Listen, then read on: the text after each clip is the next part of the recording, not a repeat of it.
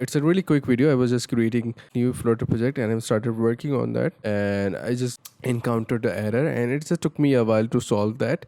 So I thought, let me make a really quick video for that. So I'm just having that error, which is just saying NDK at some specific bar did not have a source.properties file. So how to fix that? It's really simple and really quick. So what we're going to do, Android app build Gradle, come to the Android section, and over here we're going to do, it's a really quick fix,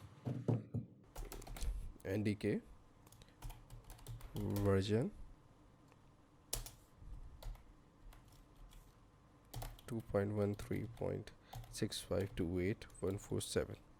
That's it.